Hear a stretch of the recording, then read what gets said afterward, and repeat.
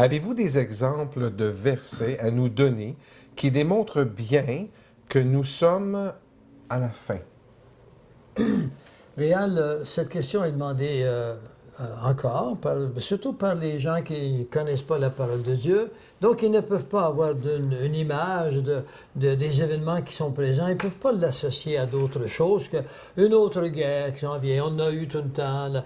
Alors, non, c'est pas pareil du tout. Mais avant d'aller dans ces versets ou ces exemples, je tiens à faire une distinction entre la fin des temps et la fin du monde, parce que c'est deux choses différentes. Nous sommes à la fin des temps. Dieu a donné des temps à l'humanité, et puis il a mis une fin à l'humanité telle qu'on la connaît, et notre monde planétaire également. Alors, la fin du monde, elle se fera que lorsque Jésus sera venu et qu'il y aura 1000 ans qui seront passés. À la fin de ce qu'on appelle le millénium, qui fait partie d'une des 7 dispensations qu'on parlait. Il y en a 7 dispensations. J'ai envie de vous les nommer. L'innocence, la conscience, le gouvernement humain. Ensuite, il y a la loi, il y a la grâce, et ensuite, il y a le millénium. Alors, ce sont une dispensation, c'est une administration de la relation que l'homme peut avoir avec Dieu. Alors, à chaque dispensation s'ajoute quelque chose de nouveau et de plus en plus près de lui. La dispensation la plus vraie, c'est probablement celle dans laquelle nous sommes ici, la dispensation de la grâce, puisque nous sommes enlevés, c'est l'ultime. Alors que ceux qui n'ont pas donné leur cœur à Dieu complètement, ou encore qui ont tergivé avec la chose, alors ils vont voir, quand les événements vont arriver, des millions vont se convertir. Ils pourront, s'ils ne se font pas tuer par l'Antéchrist avec ses armées qui tuent tous, tout le monde, comme on le voit dans l'Ancien Testament, dans Daniel, avec Nabucodonosor, eh bien, ce sera la fin du monde, quand, à la fin du millénium, Dieu va sortir tout ce qui est de vie sur la planète, parce qu'il va y avoir des millions de personnes qui vivent encore dans le millénium. Quand les Juifs sont sortis d'Égypte, ils étaient environ 1 million à 1,2 million personnes, et quand ils sont entrés, ils n'étaient que 70. Eh bien, ils ont été en Égypte pendant 430 ans. Alors que là, nous y serons, mais en fait, ils y sont, nous sommes ailleurs, nous avons été enlevés. Ils y seront pendant 1000 ans. Et puis, durant ces 1000 ans-là, l'ennemi n'est pas là, donc les gens vont vivre plus vieux. Il est dit dans la parole que les gens pourront vivre 1000 ans avec le corps. Mais par contre, ce qu'il y aura de très différent, et la terre va être replenished, comment est-ce qu'on dit en français? Elle va être refaite. Elle va être refaite. Et puis ensuite, les gens pourront avoir de la justice quand même, parce que la dispensation du millénium se fera sous la grâce et la loi. Et c'est David qui va régner à Jérusalem, puis Jésus va être à Jérusalem aussi. Et puis après les 1000 ans, c'est un monde nouveau, comme nous trouvons dans Apocalypse 22. Alors, d'ici ce temps-là, il y aura la fin du monde tel que nous sommes, avant que Jésus revienne et refasse le dernier jugement, et puis parce qu'il va y avoir plus que la moitié de l'humanité qui va périr. Oui. Et l'autre qui sera envoyé dans des lieux qui ne se réveilleront pas. On l'a vu, les morts qui ne sont pas en Jésus-Christ restent dans la terre pendant 1000 ans. Alors que les morts qui sont morts dans la foi en Jésus-Christ vont ressusciter, mais ils ne resteront pas sur terre. On va aller un peu plus loin. Donc, oui, la fin des temps, c'était au retour de Jésus, c'est la fin des temps. Mais à la fin du monde, 1000 ans plus tard. C'est ça qu'il faut distinguer. Parmi les multiples signes que nous pouvons trouver, un des plus importants qu'il faut savoir, C'est un signe qui est vivant. C'est les Juifs. Les Juifs ont été absents d'Israël pendant 19 siècles. Pourquoi ils étaient absents? Mais parce que Dieu les a dispersés. Parce qu'ils avaient la nuque raide. Ils étaient désobéissants. Pourquoi qu'ils étaient désobéissants? Mais parce que c'était des êtres humains. Et c'est comme nous. Alors, nous sommes désobéissants. Dieu s'est pris un peuple, il l'a mis à part, puis à travers ce peuple-là, il l'a laissé vivre, il nous a donné la possibilité de voir comment nous sommes à travers ce peuple, qui avait la nuque raide. Quand ils étaient en problème, Dieu intervenait dans leur vie, et là, ils se rectifiaient, puis ils louaient Dieu. Puis quand ça allait trop bien, ils s'en allaient dans le péché. Alors, c'est l'humanité. Quand ça va, l'homme est incapable d'assumer sa liberté. La vraie liberté, c'est celle de ne plus être esclave de quoi que ce soit à l'intérieur de notre vie quotidienne. On ne parle pas, vous ne prendrez pas votre tour. Vous n'êtes pas esclave de votre tour.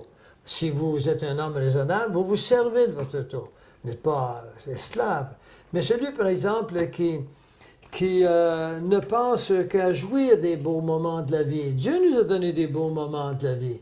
Et il faut en prendre soin de ces beaux moments-là. Il nous aide à fonctionner. Mais il ne nous a pas donné que des beaux moments, il nous a donné des moments de réflexion profonde. Parce que nous ne sommes pas appelés à vivre ici éternellement. Nous y reviendrons sur la terre quand elle aura été faite. Mais cette terre disparaîtra. Alors il y a le retour des Juifs, parce que les Juifs, c'est le peuple de Dieu, c'est l'horloge de Dieu. Et quand les Juifs retournent dans leur pays, ceci correspond à plusieurs versets. Je vous disperserai parmi les nations et je vous ramènerai. J'irai vous chercher. Et c'est fait. Et il dit, quand vous serez de retour, la génération qui verra que vous revenez dans votre pays, eh bien, verra tous les événements de la fin. Cette génération, dit-il, verra tous les événements de la fin. Et la génération dont il est question, c'est la dernière, et c'est une génération qui correspond à un psaume, psaume 90, qui nous dit que 70 ans est une génération, et si elle va à 80, c'est 10 ans de souffrance et d'orgueil. Alors, on parle du peuple là-bas, là. Ça fait 70 ans, le réal. Ça fait 70 ans, le 14 mai de la présente année, 2018. Alors, il faut savoir ça. Le temps est fini. Nous sommes sur du temps emprunté. Pourquoi? Parce qu'il y a des milliers de personnes qui viennent au Seigneur à travers le monde. Il n'y en a plus beaucoup chez nous ici, dans un pays d'abondance comme le nôtre. Les gens croient qu'ils n'ont pas besoin de Dieu, parce qu'ils sont dans l'abondance. C'est pour ça que Dieu va retirer son abondance. L'homme réfléchit quand il souffre. Dommage, n'est-ce pas? Alors, les Juifs sont de retour dans ce pays, et c'est une indication, puisque la Bible en parle partout réel. Deuxièmement, elle nous dit dans Matthieu 24, dans Luc 21 et dans Marc 13, sont des versets de la fin des temps, elle nous dit qu'il y aura des signes dans le ciel. Mais on a vu les tétrades de 2015, 2014, 2015, et ensuite de ça, on a vu des éclipses de lune rouge, rouge sang, on en a eu cette année, oui. On a eu d'autres, puis il y en a d'autres qui s'en viennent, mais ils se font à des moments précis dans l'histoire, puis c'est jamais arrivé encore, depuis avant 2014, lors des fêtes juives. Ça, c'est un phénomène extraordinaire. Plein Feu en parle dans des conférences, le public peut aller sur Plein Feu, peut aller le voir, sinon sur d'autres sites, signaler les mots sur Google en question et ils vont venir. Ensuite, il y a des phénomènes dans le ciel. Il y a le climat qui est changé et qui change de plus en plus, mais il n'y a plus que ça. Il y a les ovnis. Mais j'ai vu un ovni la première fois, j'avais 6 ou 7 ans. J'en ai vu une autre vers l'âge de 18 ans. Et quand j'ai quitté Trois-Rivières, j'avais 35 ans. Et un an avant, à l'âge de 34 ans, j'ai vu un ovni demeurer en suspension au moins 20 minutes à la même place. Elle changeait de couleur selon qu'elle montait. Et elle était au moins de la dimension d'un champ de football. Et il y a des gens qui sont allés en psychiatrie ou on voit les psychologues le lendemain. Et ça a toujours été comme ça. Mais maintenant, les gens s'habituent, il y a des ovnis partout. Il faut aller sur des réseaux qui sont des spécialistes pour le voir. Alors ça, c'est des signes dans le ciel. Mais la Bible nous dit également qu'il y a des signes sous terre. Il n'y a jamais eu autant de tremblements de terre réels. Effectivement. Il n'y a jamais eu autant d'inondations. Ils sont tous annoncés. Il n'y a jamais eu autant de cyclones. Il n'y a jamais eu autant de feux, des feux de forêt partout. Il y a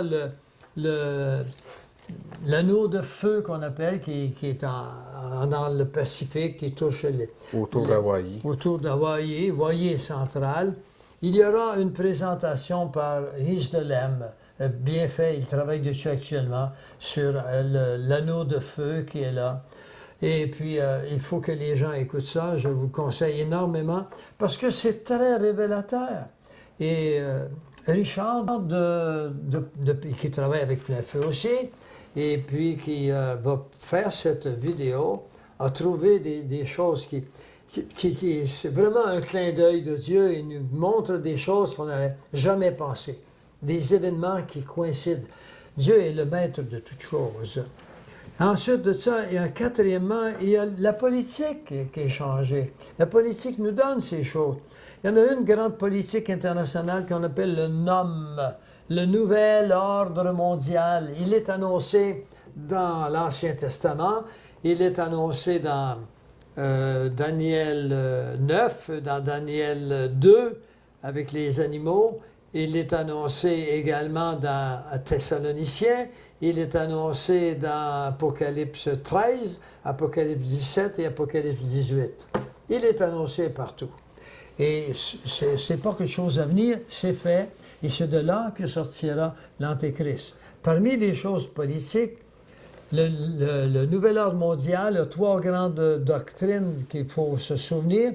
Ce qu'on veut, c'est qu'un seul homme règne sur la planète, une seule religion, une seule monnaie et un commerce unilatéral, un commerce, comment dirais-je, polydépartemental, mais un commerce qui est avec la même monnaie et avec les mêmes régulations, c'est-à-dire les mêmes lois.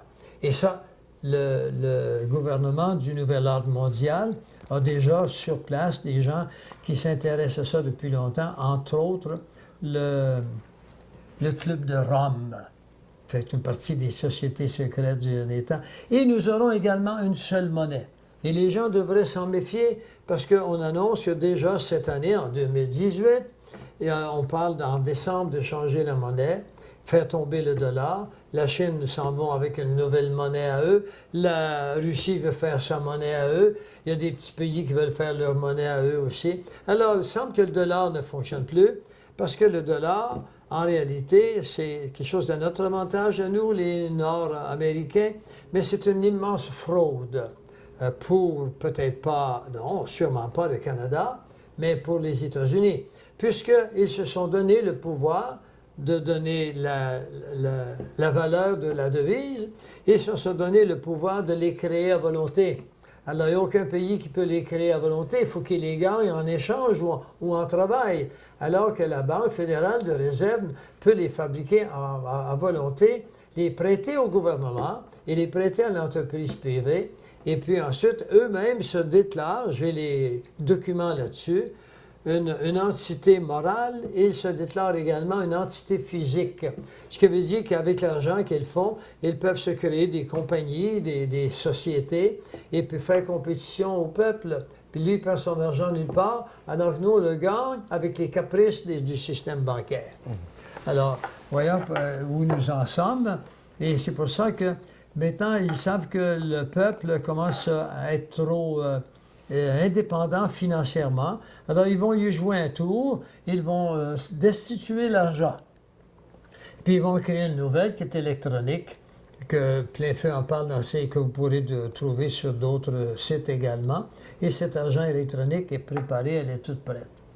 Alors, ne nous inquiétons pas pour si on va avoir des dollars, personne ne va en avoir. L'argent ne vaudra plus rien. Et puis, ne valant plus rien, eh bien, vous crevez, ou bien encore, vous nous joignez. If you can beat them, join them. C'est ça? Alors qu'est-ce qu'ils vont faire? Bien, les ordinateurs sont prêts. Comme on dit en français, contre un système, on ne se bat pas parce qu'il nous rattrape toujours et nous broie. Voilà, il nous broie. C'est très bien dit. D'ailleurs, on le voit, j'ai beaucoup de documents sur le système bancaire, et surtout par Edward Griffin, qui a écrit un livre épais comme ça, dont je me suis servi, entre autres, pour faire le système bancaire, qui est un DVD sur plein feu. Alors voilà. Ensuite de ça, un cinquième, il y aura des rumeurs de guerre. La Bible en parle avec précision. Quand il y aura des rumeurs de guerre. Mais, chers amis, réel, avez-vous les pieds sur terre, vous aussi? En tout cas, Les rumeurs de guerre sont là, partout. Là. partout. La Russie, les États-Unis, L'Iran, Israël. la Turquie. Voilà, alors c'est partout maintenant les rumeurs de guerre. Si ça ne vous suffit pas, restez avec nous. Israël est menacé actuellement par toutes les nations d'alentour. Et ça, est-ce que je le sors de mon cru? Non, je regarde la télévision, vous aussi, Oui. vous prenez les nouvelles, vous savez qu'Israël est attaqué. Cher Réal, je vais vous apprendre que textuellement, dans le livre de Zacharie, au chapitre 12, au verset 2, il nous dit Jérusalem deviendra une coupe d'étourdissement pour les nations. Ça veut dire que nous aurons, pour les nations, nous faisons partie des nations, nous sommes appelés à le voir. Puis c'est une coupe d'étourdissement, ça veut dire un problème, un dossier, si vous voulez. D'accord? C'est tout un dossier. Mais n'est-ce pas ce qu'on vit actuellement? On le vit, et ça fait un petit moment, depuis 1948, que les Israéliens le vivent. Alors, il y a ceci, la menace d'Israël, dans Zacharie 12, 2, et également dans Zacharie, j'en profite pour le dire, vous m'avez dit de prendre mon temps, dans Zacharie 12, 3, après avoir dit une coupe d'étourdissement pour les pays d'alentour, n'est-ce pas? Alors, les pays arabes d'alentour. Elle nous dit, avec une virgule, et là on change de pays, elle nous dit, et une pierre pesante pour toutes les nations. Eh bien là, je suis obligé de m'arrêter pour que les auditeurs se souviennent de ceci. C'est que quand la Bible nous dit toutes les nations, ça ne veut pas dire toutes les nations, moins les États-Unis qui les protègent actuellement. Alors, elle dit toutes les nations, ça veut dire, ça suppose, et la Bible n'a pas le choix, Dieu est responsable de sa parole, pas la Bible en tant que livre, mais l'auteur de ce livre. Il n'a pas le choix que d'accomplir sa parole, et il va falloir que les États-Unis ne soient plus favorables à Israël. Comment est-ce que ça va arriver? Bien, il y a d'autres versets qui nous montrent que les États-Unis seront détruits. Oui, les États-Unis seront détruits et puis ils le seront par, la Bible nous dit, par le Seigneur les appelle ses serviteurs qui viennent de loin. On peut penser que ça peut être la Turquie avec l'ennemi commun d'Israël, pas d'Israël, mais des États-Unis depuis longtemps, qui est la Russie et la Chine, maintenant la puissance jaune qu'on a toujours appelée. Mais il y a lieu de penser parce que quand on regarde en hébreu, les mots qui sont marqués, ça veut dire des soldats, des gaborim, c'est-à-dire des géants qui viennent de très loin. Et on peut penser que les ovnis vont s'y prêter. Les ovnis peuvent se matérialiser. On en voit avec les télescopes de la NASA, on en voit sur la planète Mars et sur la Lune. Je vous en parlerai un autre jour. Et alors, maintenant, c'est des menaces. Il y a le psaume 83 qui nous dit très bien qu'ils veulent nous jeter à la mer. Seigneur, le psalmiste ici, il crie au secours. Parce que ça se passe au moment, le psalmiste le voit, lui, c'est une prophétie, c'est Dieu qui le met. Et toutes les conditions sont remplies pour que ça se fasse maintenant. Ahmadinejad a déclaré: nous allons les jeter à la mer, nous allons prendre nos pelles mécaniques, nous allons prendre les os des ancêtres, nous allons les brûler puis les jeter à la mer. Et vous le verrez, c'est textuel dans le psaume 83. C'est extraordinaire, ça.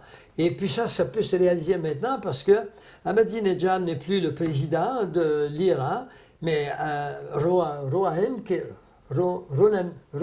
qui est là actuellement, en veut autant. C'est la même chose. Donc, toutes les nations arabes sont prêtes maintenant. Les armées ont déclaré, nous sommes entraînés, nous sommes prêts, on attend l'ordre du chef pour attaquer Israël. Alors, Israël va bientôt attaquer. Israël ne pourra pas toujours se défendre. Ça va lui coûter pas mal de morts, mais Israël va subsister, parce que Dieu l'a promis, c'est son peuple. Ils vont subsister, mais les autres nations vont éventuellement être détruites. Et ensuite, on pourrait en parler longtemps, là, mais on en a parlé dans d'autres endroits. Vous m'avez demandé de vous citer des versets et des situations, alors les voilà. Il y en a d'autres. Le mal, la connaissance qui double, selon les scientifiques, tous les 5 ans. Certains ont dit à tous les 2 ans. Je trouve qu'ils exagèrent un peu. Doubler à tous les 2 ans, C'est énorme. c'est énorme. Mais à tous les 5 ans, en tous les cas, certains éléments de la science, les sciences de la physique, de la chimie, font des progrès assez vite. Alors, ça double à tous les 5 ans. C'est marqué dans la Bible, c'est marqué dans Daniel 12,4. À la fin des temps, la connaissance augmentera. Daniel 12,4. Ensuite, dans Luc 18,8, Jésus nous dit, est-ce que la foi va être encore là quand je vais revenir? C'est ça qu'il nous dit, hein? Ben, le mal augmente et la foi diminue. Nous en sommes là en Occident, alors qu'elle augmente dans d'autres pays. Et puis, si la foi augmente dans d'autres pays, le mal diminue nécessairement. Toutefois, Dieu leur a donné 2000 ans, eux aussi. Puis ils ont mis à mort énormément de missionnaires qui leur ont emporté la parole de Dieu, mais qui les ont tués. Alors, Dieu, qui est le grand sage derrière tout ça, sait quand il va mettre fin à sa patience. Et finalement, il y a les temps qui sont décodés. C'est extraordinaire, ça. Les temps qui sont décodés. Je veux aller avec vous dans le psaume 90 et nous allons voir ceci. Le psaume 90 nous dit carrément au verset 4, « Car 1000 ans sont à tes yeux comme le jour d'hier quand il n'est plus et comme la veille de la nuit. » C'est-à-dire, alors voilà, que nous sommes à la fin du 6e jour. Les 6 jours du temps que Dieu a donné à l'humanité sont terminés. Et ensuite, ça, il dira dans le verset 12, « Enseigne-nous à bien compter nos jours, afin que nous puissions appliquer notre cœur à la sagesse. » Un homme sage aux yeux de Dieu, un homme intelligent aux yeux de Dieu, c'est biblique, c'est textuel, c'est celui qui cherche Dieu. Parce que Dieu nous a créés pour lui. Et là, l'homme qui habite cette terre, il est complètement en tour de Babel, il est confus à travers toute la connaissance acquise par l'homme. Il a fini par croire que c'est lui qui a créé tout ceci, ou que c'est le hasard, et qu'il est tellement intelligent avec toutes ses connaissances que les notions de Dieu, c'est pour les gens qui n'avaient pas nos connaissances. Nous n'avons rien comme connaissance en comparaison à ce que Dieu nous réserve comme connaissance. Il y a un verset dans Job qui nous dit que Dieu a réservé des rivières de glace dans le ciel pour la fin des temps. Il nous parle de la glace, des grêlons de 100 livres qui vont tomber sur la terre. Il est dans Job, puis il dit qu'ils sont réservés dans l'atmosphère. Le MIT, Massachusetts Institute of Technology, a découvert, il y a plusieurs années déjà, plus de quinzaine d'années, qu'il y a quelque chose qui brille tout le temps quand ils regardent la surface de la Terre. Et puis là, ils se sont intéressés, puis ont découvert que c'était des blocs de glace qui sont en haut dans l'atmosphère et qui restent là. Pourquoi ils ne font pas le tour? Ils restent là. Alors, c'est textuel dans la Bible. Mais c'est une merveille. Dieu a fait ça, il savait, il l'a fait pour nous impressionner, pour nous montrer sa sagesse, de le dire des millénaires au préalable. Puis il nous dit également que 6 jours sont comme 1000 ans et que nous sommes à la fin du 6e jour. Il nous le dit dans d'autres versets, il nous le dit dans Luc.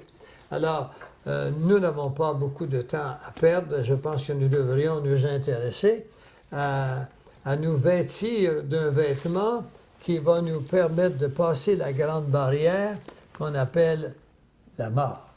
Et Alors que nous avons l'espérance que Dieu va venir nous chercher avant d'arriver à cette mort. Mais la mort ne devrait pas inquiéter le chrétien parce que c'est comme s'endormir une bonne nuit et se réveiller ailleurs. Dans Luc 13, le verset 32, il nous est dit ceci. Ce jour, ça c'est le décodage qu'on le fait là. Ce même jour, puis là j'en passe énormément dans le décodage. Alors, il s'agit des hostilités du roi Hérode contre Jésus, les crimes et les châtiments de Jérusalem. Ce même jour, quelques pharisiens vinrent lui dire « Va-t'en, pars d'ici, Hérode veut te tuer. » Alors, les pharisiens ne voulaient pas que Jésus soit là de toute façon. Ils ont agi en hypocrite. Ils ont mis ça sur le dos d'Hérode. Hérode voulait, non pas qu'il s'en aille, il voulait le connaître pour le tuer. Les autres, ils ne pouvaient pas le tuer, mais il était bien content qu'il s'en aille. Alors il lui dit, et Jésus va lui répondre, « Allez et dites à ce renard. » Le renard, on a toujours pensé au renard comme étant celui qui était rusé. Quand on dit rusé comme un renard. Mais en réalité, la vraie caractéristique du renard, c'est qu'il est cruel, le renard. Hérode était cruel. Allez, dites à ce renard, voici, je chasse les démons et je fais des guérisons aujourd'hui. Il chasse les démons, fait des guérisons aujourd'hui. Est-ce que c'est parce qu'il se fait encore? Il y a des gens qui sont guéris aujourd'hui. Il y a des gens qui chassent des démons. Tout chrétien est appelé à chasser des démons. J'ai eu le privilège, avec la parole de Dieu, de chasser des démons. J'ai chassé des maisons hantées. C'est pas Pierre Gilbert qui les a chassés. J'ai utilisé le privilège que Dieu m'a donné. Il m'a dit, en mon nom, ils chasseront des démons et ils guériront des malades. Ça ne se fait plus chez nous parce qu'on a des sciences de santé. Mais dans les vieux pays, j'ai connu un pasteur qui demeure en Suisse et qui me disait qu'il va là une fois par année et puis il met les mains sur les aveugles. Puis il dit, les aveugles voient. Il dit on fait ça tellement, là, ils ont fini par s'habituer, puis on trouve ça normal. On a réussi, puis il n'y a plus rien qui se fait. Il me pose la question devant tout le monde, pourquoi ça? C'est parce qu'on a perdu la foi dans ce que le Seigneur nous a donné. Pas dans tout. On n'a pas perdu la foi en tout. Non. Mais on a perdu la foi qu'on peut guérir par l'imposition des mains, par exemple. Oui. Demain, si vous venez à l'Assemblée réelle, j'ai demandé à quelqu'un qui fait partie de Plein Feu maintenant, de parler de l'imposition des mains qu'il a fait à sa petite fille qui était décédée. J'espère que vous allez être là. Bien sûr, ça va nous faire plaisir de On vous vous attend demain. accompagner. Alors, j'étais rendu ici. Alors, il est marqué, « Allez et dites à ce renard, voici, je chasse les démons et je fais des guérisons aujourd'hui et demain. Et le troisième jour, j'aurai fini. » Ah bon? Aujourd'hui, demain, et le troisième jour, j'aurai fini. Alors, il nous a dit qu'un jour est égal à 1000 ans. Le temps du christianisme sur notre terre, c'est 2000 ans. Alors, il chasse des démons parce qu'il nous a donné le pouvoir de les chasser. C'est aujourd'hui, donc voilà 2000 ans, voilà un jour. Et demain, c'est un autre jour. Les 2000 ans sont finis. Oui. Et là, il s'est marqué le troisième jour, j'aurai fini. Parce que le troisième jour, c'est le millénium. Nous ne pourrons plus chasser de démons. Pourquoi? Parce que Satan est lié pour 1000 ans. Il n'est plus là. On n'a pas besoin de chasser des démons. La vie sera rendue beaucoup plus facile à l'humanité. Parce que beaucoup de problèmes nous viennent de l'ennemi. Pourquoi que je le dis? Parce que la Bible le dit. Jean 10, 10. Lui, il est venu pour tuer, pour détruire et pour briser. Alors, il a détruit beaucoup de vies. Il a fait faire des accidents à beaucoup de monde. Il a créé dans ma propre maison, il y a à peu près un mois et demi, j'étais seul un soir. Et puis, je après me préparer à souper. Je suis vraiment seul. Mon épouse était allée faire des courses. Et j'ai entendu un bang épouvantable. J'en ai frémi dans le salon chez moi. Je suis allé voir, il n'y avait absolument rien. Et puis, j'ai su pourquoi après. C'était vraiment une attaque de l'ennemi parce que j'avais dans ma conférence du lendemain matin à l'Assemblée parlé du pouvoir que Dieu nous a donné sur les démons. Alors, ils ont voulu me faire peur. Bon, alors, beaucoup de gens m'appellent depuis ce temps-là pour me dire des choses semblables leur arrivent. Nous vivons dans un monde à plusieurs dimensions. Alors, le reste, je vous l'ai donné. Alors, les temps de l'humanité sont décodés maintenant. Et nous sommes arrivés au bout, à la dernière journée, si vous voulez, du temps où les démons sont encore ici. Et le troisième jour, il dit-il, c'est Dieu qui le dit, j'aurai fini. Mais il y a tellement réel d'autres éléments qu'on pourrait apporter que la conférence qu'on vient de faire ensemble, ou les répondre aux questions, n'aurait pas suffi à démontrer tout ce qui arrive au carrefour du temps de l'humanité. Tout arrive ensemble. Justement, vous parlez de la convergence, en fait, de tout ce qui nous est laissé dans la parole de Dieu pour identifier les temps dans lesquels nous sommes. Mais il y a un élément qui est important. Donc, toutes ces révélations-là, en fait, ça nous amène à vraiment croire que Jésus, il est celui qui dit qu'il est, puisque c'est lui qui a révélé toute l'information de la fin. Alors, ça veut dire que tout ce qu'on voit, tout ce qu'on lit, tout ce qu'on parle actuellement n'est que pour un élément révéler Jésus-Christ. Et qu'enfin, on peut se dire que ce que Jésus a dit et a annoncé, il est celui qui dit qu'il est. Réal, savez-vous qu'il y a un seul verset qui dit tout ce que vous venez de dire, mais il est bon de l'expliquer, vous le faites très bien. C'est dans Marc 13, le verset 23. « Je vous ai tout annoncé d'avance, soyez sur vos gardes. » Bravo. Mais je vais en ajouter un autre. Oui. C'est mon verset. On ne peut pas être sur nos gardes si on ne sait pas ce qu'il a annoncé. D'accord? Évidemment. Et la seule façon d'être sur nos gardes, c'est d'écouter plein feu sur le juste. Docteur Gilbert, c'est un plaisir de vous avoir eu avec nous. Merci pour le temps que vous nous avez accordé. Que Dieu bénisse votre ministère et que Dieu puisse continuer à vous donner de l'information afin que vous puissiez la partager avec nous et qu'on puisse savoir ce qui nous attend demain. Réal, avec des frères comme vous, je ne pouvais pas me soustraire à cette opportunité. Et on le fait, vous et moi, pour la gloire de Dieu. Alléluia. N'est-ce pas? Amen. Amen. Bonjour à tous.